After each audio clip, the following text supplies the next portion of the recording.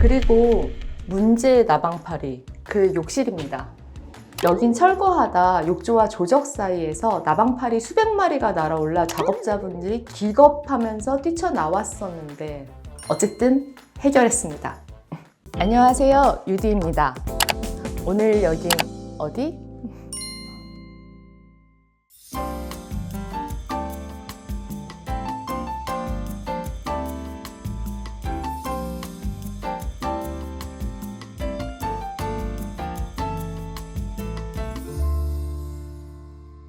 오늘의 우리 집은 당산동에 위치한 20평대 아파트입니다. 오늘도 우리 집에 오신 걸 환영합니다. 아담한 24평이지만 이런 평수도 우리가 어떻게 해석을 하고 새롭게 만들었는지 소개해드리면 참고하실 수 있을 것 같아 준비해봤습니다. 특히 아파트에서의 방음실, 좁고 긴 주방의 레이아웃도 담겨 있으니 참고하시면 좋을 것 같아요.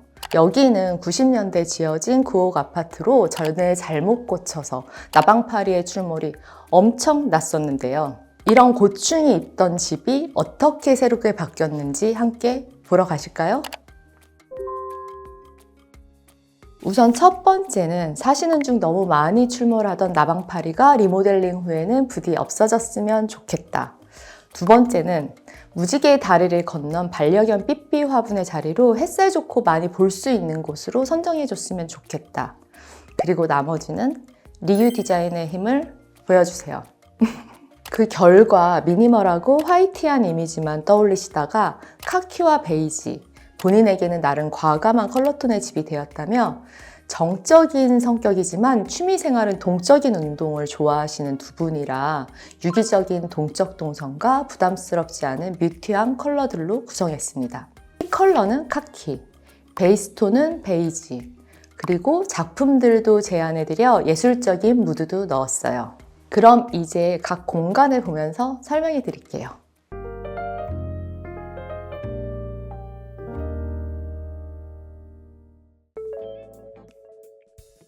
기존의 중문을 오히려 뺀 공간입니다. 중문의 필요성은 방음과 단열인데 1층이 아니고 계단식 아파트라면 이런 협소한 공간에는 중문이 오히려 독 같습니다. 현관이 좁아서 가병 라인을 좀 길게 빼고 일부를 띄워서 톤 오브제를 놓아 신미성도 줬는데 이 돌은 제가 직접 채석장에서 채집해온 돌입니다. 신발장도 좁은 곳을 상쇄시키기 위한 은경 도어인데 블랙 프레임으로 천정 마그넷 조명과 컨셉을 맞췄어요. 바로 이어지는 이곳이 거실과 바이올린실입니다.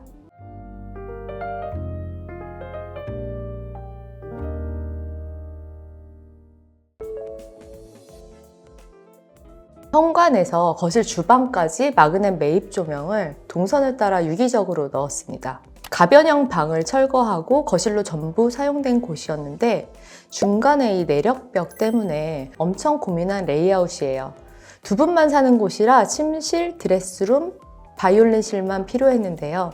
우선 바이올린실은 내력벽을 감싸면서 도는 우아한 라운드 벽체 안에 방음 공사를 해서 만들었습니다. 이곳은 방음도 필요했지만 디자인이나 퀄리티도 중요하니 뒷판에 패브릭이 붙어있는 흡음보드를 천정까지 시공하고 도장을 했어요. 이 타공 패턴을 잘 맞춰 시공해야 이렇게 퀄리티가 좋아 보이거든요. 이 보드는 흡음과 차음을 적절하게 섞기 위해 벽과 공간이 떠 있어야 해서 시공 시 유의할 점들이 몇 가지 있긴 해요. 도어는 이렇게 이중 도어를 시공했어요. 이중 도어 재질도 일반 목문이 아니라 차음 도어고 문턱은 위험하기도 하니 하부에 오토실을 넣어 기능도 디자인도 다 잡았습니다. 실제로 바로 거실 옆에서 들었을 때도 차음이 잘 돼요. 좁은 공간이라 밝고 아티스틱한 공간이길 바랬습니다. 이 화분이 무지개 다리를 건넌 반려견 삐삐 화분입니다. 햇살도 좋으면서 우리 집 어디서든 보이는 곳이라 이 자리로 선정했어요. 사실 현관 파티션의 오픈 라운드와 거실의 라운드 창문은 같은 디자인이에요. 현관에 들어오면서부터 보이는 게 킬포인트입니다. 이 작품의 네임 숯바람처럼 바람과 햇살이 이 아이와 함께 하기를 바랬습니다. 거실은 TV를 안 놓기로 해서 부족한 수납 공간을 거실 앞뒤로 배치하고 뒤편은 로봇 청소기를 넣어야 하면서도 덜 답답해 보이라고 하부를 띄우고 조명을 넣었습니다. 한 가지 컬러의 장으로만 정면에 이렇게 크게 있으면 창고 같아 보일 수 있는데 그걸 이런 디자인과 컬러로 풀어냈고요. 이 끝에 보이는 두 개의 도어는 장이 아니라 발코니로 나가는 통로예요.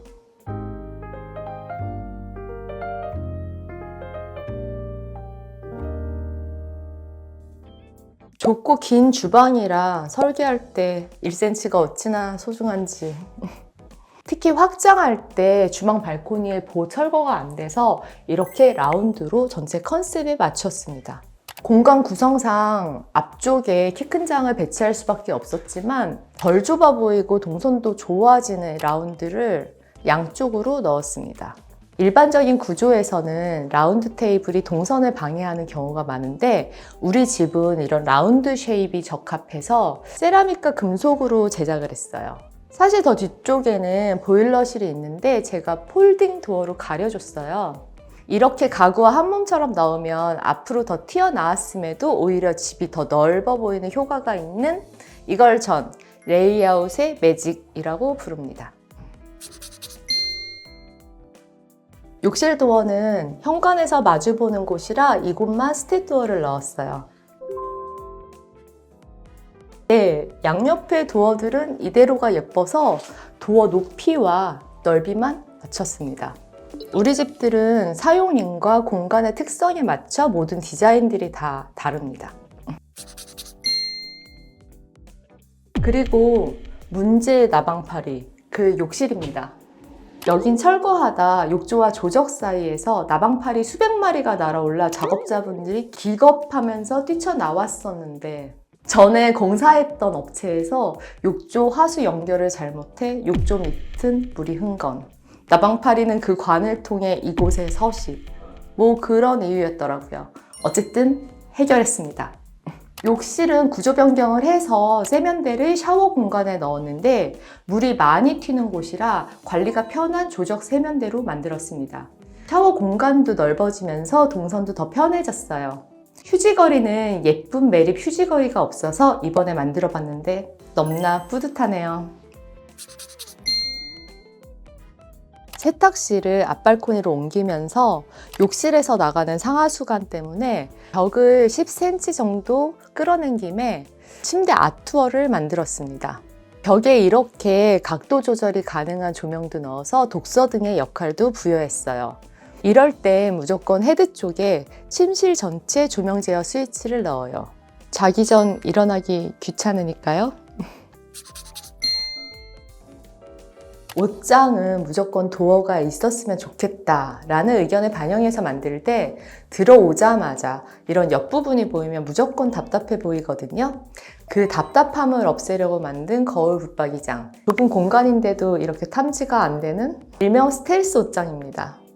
그래서 3면이 붙박이장이라도 답답하지 않아요. 서라운딩까지 거울 디테일입니다.